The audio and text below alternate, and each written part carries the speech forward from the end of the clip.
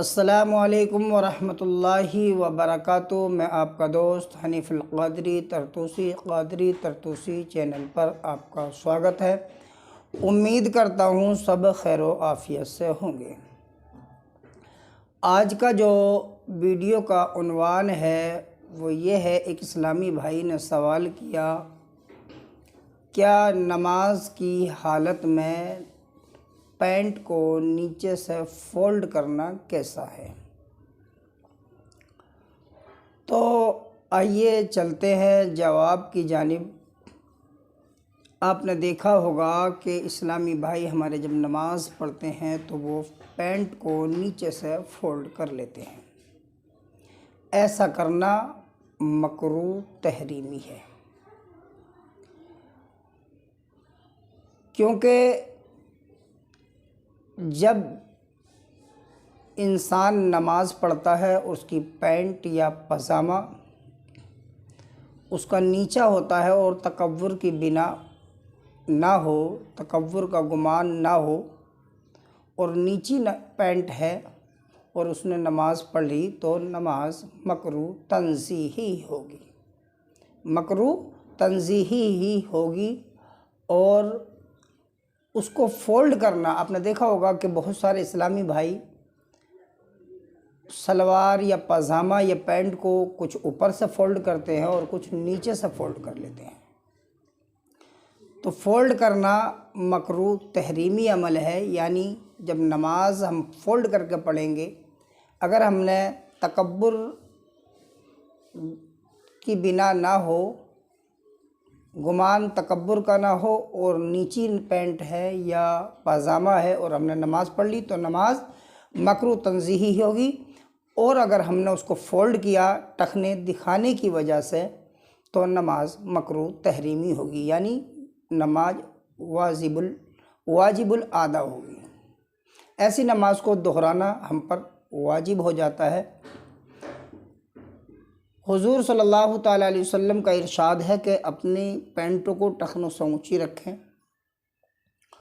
तो नमाज, वैसे तो हमें सुन्नत के दायरे में ही लिबास पहनना चाहिए।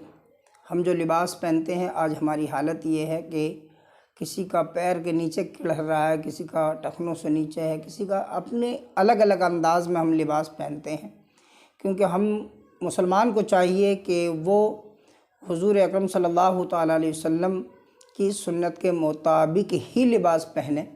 लेकिन अगर वो किसी वजह से नीची पैंट है उसकी या नीचा पजामा है और वो पहने हुए है जो टखनों से नीचे है और उसके दिमाग में तकब्बुर नहीं है और उसने नमाज़ पढ़ ली तो नमाज आपकी मकरूह तंज़ीह होगी, यानी नमाज हो जाएगी, लेकिन छोटा सा एक मकरूह है। और अगर उसको फ़ोल्ड किया, आपने देखा होगा शहरों में ज़्यादातर हमारे इस्लामी भाई क्या करते हैं, नमाज पैंटें तो उनकी नीची होती हैं, लेकिन जब वो नमाज़ पढ़ने के लिए आते हैं तो कोई जो है अपनी पैंट को ऊपर से फ़ोल्ड करता है, कोई नेफे पे से, आपने देखा होगा सलवार को और पैंट को लोग फ़ोल्ड करते हैं, कोई नीचे से फ़ोल्ड करता है, कोई ऊपर से फ़ोल्ड करता है। तो ये फ़ोल्ड करना, चाहे वो मोड़ी नीचे से किया जाए चाहे नेफे पे से किया जाए, ये फ़ोल्ड करना जो है ये मकरूह तहरीमी अमल है। यानी अगर हम फ़ोल्ड करेंगे तो नमाज मकरूह तहरीमी होगी, यानी वाजिबुल आदा होगी। तो हुज़ूर अकरम सल्लल्लाहु अलैहि वसल्लम फरमाते हैं कि मुझे सजदे की हालत में, नमाज की हालत में 7 हड्डियों पर सजदा करने का हुक्म दिया गया। उन 7 हड्डियों में से क्या है, 2 हाथ हैं, 2 घुटने हैं और 2 पैर हैं, एक पेशानी है। पेशानी ज़मीन पर लगना फ़र्ज़ है और नाक की हड्डी वाजिब है। तो हज़रात मोहतरम, ये 7 चीज़ें हैं। और हुक्म, आका इरशाद फरमाते हैं, हुक्म हुआ कि अपने कपड़ों और बालों को ना समेटो। लोग बालों का जूड़ा सा बना लेते हैं, जिनके बाल बड़े होते हैं उनको लपेट लेते हैं, ये भी मकरूह तहरीमी अमल है। कपड़ों को समेटना, लोग, बहुत सारे लोगों को आपने देखा होगा कि जब सजदे की हालत में जाते हैं रुकू से उठकर, तो अपने कुर्ते को, पाजामे को ऊपर खींचते हैं और समेटते हुए जाते हैं। तो कपड़ों को समेटना, बालों को समेटना या पैंट को फ़ोल्ड करना, चाहे वो नेफे से हो चाहे वो ऊपर से हो, तो नीचे से हो, اس کو فولڈ کرنا یہ مکروہ تحریمی عمل ہے۔ آج ہمارے اسلامی بھائیوں میں یہ چیز بہت زیادہ پائی جاتی ہے کہ وہ ٹخنے، ان کے دماغ میں یہ چیز ڈال دی گئی ہے کہ اگر ٹخنوں سے نیچے پینٹ ہوگی یا پاجامہ ہوگا تو ہماری نماز نہیں ہوگی۔ ایسا نہیں ہے۔ اگر تکبر کی بنیاد نہیں ہے، تکبر کا دل میں گمان نہیں ہے، تو آپ کی نماز مکروہ تنزیہی ہوگی اور ہو جائے گی، لیکن مکروہ تنزیہی ہوگی۔ اور اگر آپ اس کو فولڈ کرتے ہیں، نیچی پینٹ پہنتے ہیں اس کو فولڈ کرتے ہیں، لوگ جو ہے اکثر جو ہے شہروں میں یہ دیکھا گیا ہے کہ لوگ اپنی پینٹوں کو موڑیوں پہ سے فولڈ کر لیتے ہیں۔ اگر اسے آپ فولڈ کرتے ہیں تو آپ کی نماز مکروہ تحریمی یعنی واجب الادا ہوگی۔ تو آپ مکروہ تنزیہی سے بچنے کے لیے آپ مکروہ تحریمی عمل کر رہے ہیں جس کا لوٹانا واجب ہوتا ہے۔